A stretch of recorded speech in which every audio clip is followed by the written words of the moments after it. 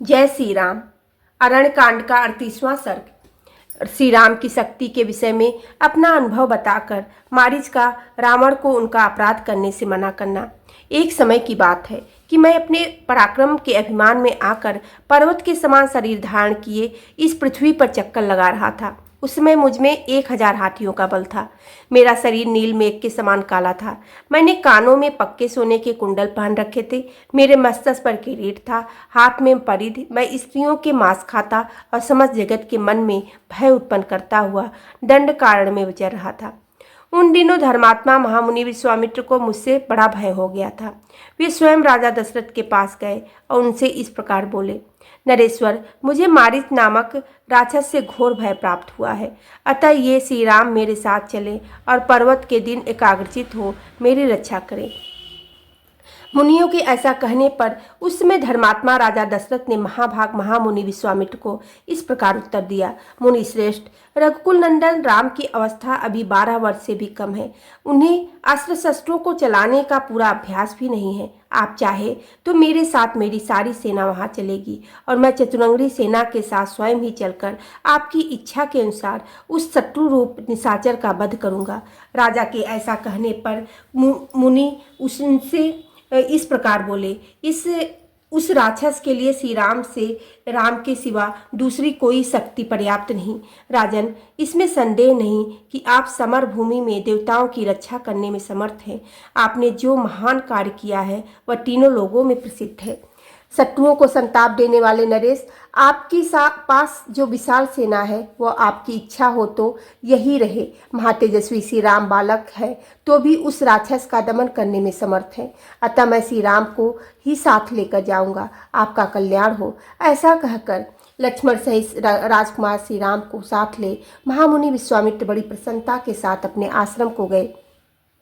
इस प्रकार दंड कारण में आकर उन्होंने यज्ञ के लिए दीक्षा ग्रहण की और श्री राम अपने अद्युत धनुष की टंकार करते हुए उनकी रक्षा के लिए पास में खड़े हो गए।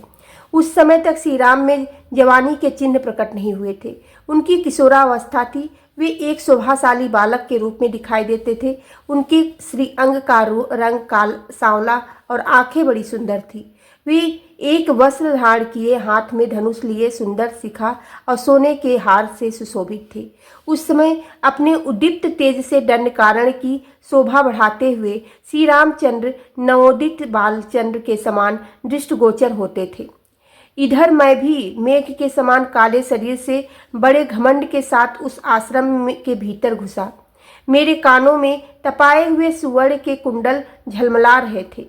मैं बलवान तो था ही, मुझे वरदान भी मिल चुका था कि देवता मुझे मार नहीं पा सकेंगे। भीतर प्रवेश करते ही श्री रामचंद्र जी की दृष्टि मुझ पर पड़ी।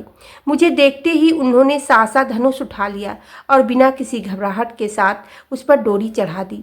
मैं मोहवश श्री रामचंद्र जी को यह बालक है ऐसा समझकर उनकी अवहेलना करता हुआ बड़ी तेजी के साथ विश्वामित्र की उस यज्ञ वेदी की ओर दौड़ा। इतने में ही श्री राम ने एक ऐसा तीखा बाण छोड़ा जो शत्रु का संहार करने वाला था, परंतु उस बाण की चोट खाकर मैं मरा नहीं, 100 योजन दूर समुद्र में आकर गिर पड़ा। तात वीर श्री रामचंद्र जी उस समय मुझे मारना नहीं चाहते थे, इसलिए मेरी जान बच गई। उनके बाण के वेग से मैं भ्रांत चित्त होकर दूर फेंक दिया गया और समुद्र के गहरे जल में गिरा दिया गया। तात फिर दीर्घकाल के पश्चात जब मुझे चेत हुआ तब मैं लंकापुरी में गया। इस प्रकार उस समय मैं मरने से बचा। अनायास ही महान कर्म करने वाले श्री राम उन दिनों अभी बालक थे और उन्हें अस्त्र चलाने का पूरा अभ्यास भी नहीं था, तो भी उन्होंने मेरे उन सभी सहायकों को मार गिराया जो मेरे साथ गए थे। इसलिए मेरे मना करने पर भी यदि तुम श्री राम के साथ विरोध करोगे तो शीघ्र ही घोर आपत्ति में पड़ जाओगे और अंत में अपने जीवन से ही भी हाथ धो बैठोगे। खेल कूद और भोग विलास के क्रम को जानने वाले तथा सामाजिक उत्सवों को ही देख देख कर दिल बहलाने वाले राक्षसों के लिए तुम संताप और अनर्थ बुला लाओगे। मिथिलेश कुमारी सीता के लिए तुम्हें धनियों को अट्टालिकाओं तथा राजभवनों से भरी हुई एवं नाना प्रकार के रत्नों से विभूषित लंकापुरी का विनाश भी अपनी आंखों देखना चाहोगे। पड़ेगा। जो लोग आचार विचार से शुद्ध है और पाप या अपराध नहीं करते हैं, वे भी यदि पापियों के संपर्क में चले जाए तो दूसरों के पापों से भी नष्ट हो जाते हैं। जैसे सांप वाले सरोवर में निवास करने वाली मछलियां उस सर्प के साथ ही मारी जाती है।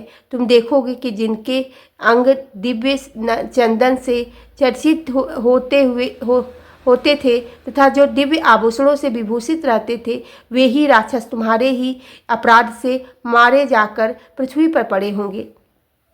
तुम्हें यह भी दिखाई देगा कि कितने ही निशाचरों की स्त्रियां हल ली गई हैं। कुछ की स्त्रियां साथ हैं तथा वे युद्ध में मरने से बचकर असहाय अवस्था में दसों दिशाओं की ओर भाग रहे हैं।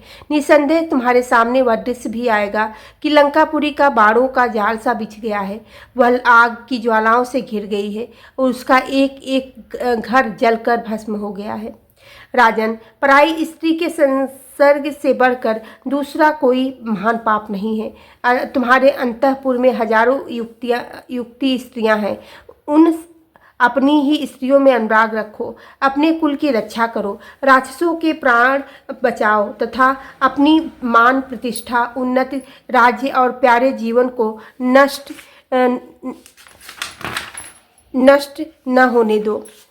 यदि तुम अपनी सुंदरी स्त्रियों तथा मित्रों का सुख अधिक काल तक भोगना चाहते हो तो श्री राम का अपराध न करो। मैं तुम्हारा हितैषी सुहृद हूँ। यदि मेरे बारंबार मना करने पर भी तुम हठपूर्वक सीता का अपहरण करोगे तो तुम्हारी सारी सेना नष्ट हो जाएंगी और तुम श्री राम के बाणों से अपने प्राण गंवाकर बंधु बांधवों के साथ यमलोक को यात्रा करोगे। बोलो सियावेरी रामचंद्र की जय, पवन सुत हनुमान की जय।